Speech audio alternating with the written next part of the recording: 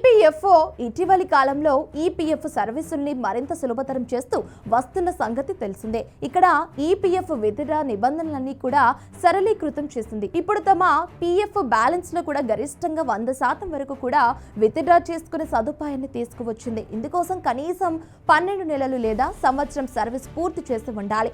ఇంకా ఏ సంవత్సరాలకు పీఎఫ్ డబ్బులు తీసుకోవచ్చో తెలుసుకుందాం. ఇక విషయంలోకి వెళ్తే ప్రైవేట్ రంగంలో పనిచేసే ఉద్యోగుల్లో దాదాపు అందరికీ ఈపీఎఫ్ అకౌంట్ ఉంటుందని చెప్పవచ్చు. కేంద్ర ప్రభుత్వం తీసుకొచ్చిన గొప్ప సామాజిక భద్రత పథకం ఈపీఎఫ్ అంటే ఎంప్లాయీస్ ప్రావిడెంట్ ఫండ్ అన్నమాట. దీనిని ఈపీఎఫ్ఓ నిర్వహిస్తూ ఉంటుంది. అంటే ఇక్కడ ప్రతి నెల ఉద్యోగి జీతం నుండి 12% ఈపీఎఫ్ అకౌంట్ కి అయితే వెళ్తుంది. ఇదే సమయంలో కంపెనీ కూడా తన వాటాగా 12% యాడ్ చేయాల్సి ఉంటుంది. కంపెనీ వాటాలో 8% పైగా ఎంప్లాయీస్ పెన్షన్ అంటే స్కీమ్ లోకి ఈపీఎస్ అనేది వెళ్తుంది.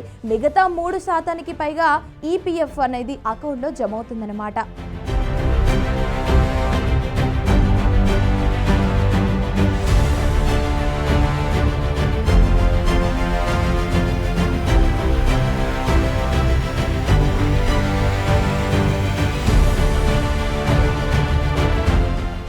ఈ పీఎఫ్ నిధులపై కేంద్రం ఏటా వడ్డీ చెల్లిస్తూ ఉంటుంది. ప్రతి ఆర్థిక సంవత్సరం చివరిలో ఈ మొత్తం జమ అవుతుందన్నమాట. ప్రస్తుతం ఈపీఎఫ్ వడ్డీ రేటు 8.25% ఉంది. ఈ పీఎఫ్ అనేది ఉద్యోగి రిటైర్మెంట్ ప్రయోజనాల కోసమే ప్రధానంగా ఉద్దేశించినప్పటికీ కూడా మధ్యలో కొన్ని తాత్కాలిక అవసరాల కోసం కూడా దీనిని విత్డ్రా చేసుకునేందుకు ఈపీఎఫ్ఓ అనుమతిస్తుందని చెప్పవచ్చు. మరి ఇటీవల కాలంలో ఇక్కడ పీఎఫ్ విత్డ్రా నిబంధనలన్నీ మరింత సరళీకృతం చేసింది.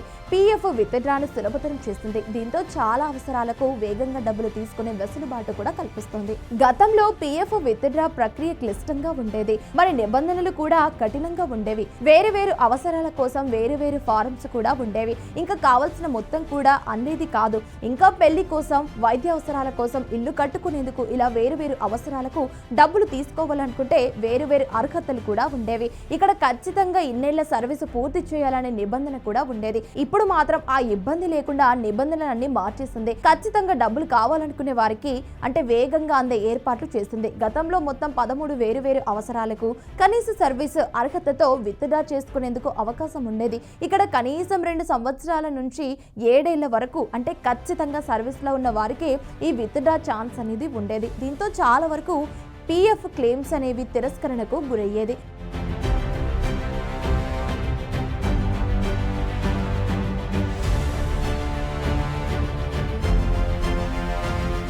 ఇప్పుడు కొత్త వ్యవస్థ కింద పీఎఫ్ విత్డ్రా రూల్స్ అనేవి మారిపోయాయి. ఇక్కడ వేరు అవసరాలన్నిటినీ ఒకే గడువు కిందకి చేర్చింది. ఇక్కడ ఒక్కో దానికి ఒక్కో సర్వీసు అర్హత అవసరం లేకుండా అన్నిటికీ కనీసం 12 నెలల సర్వీసు ఉంటే సరిపోతుందని స్పష్టం చేసింది. ఇప్పుడు ఉద్యోగి ఇటు యాజమాని వాటా వడ్డీతో సహా ఇద్దరి వాటాలో నుంచి డబ్బులు తీసుకునేందుకు వెసులుబాటు కల్పిస్తుంది. ఇక్కడ ఉద్యోగి పీఎఫ్ బ్యాలెన్స్ ని కూడా మొత్తంలో నుంచి 75% వరకు విత్డ్రా చేసుకునే వీలు కూడా కల్పిస్తుంది. ఈ గతంలో కంటే చాలా ఎక్కువ కావడం అనేది విశేషం. అంటే ఇలా పీఎఫ్ విత్డ్రా నిబంధనలన్నీ సులభతరం చేసినప్పటికీ కూడా ఉద్యోగి రిటైర్మెంట్ ప్రయోజనాల కోసం మాత్రం 25% మాత్రమే మొత్తాన్ని మాత్రం విత్డ్రాకు దూరంగా ఉంచింది.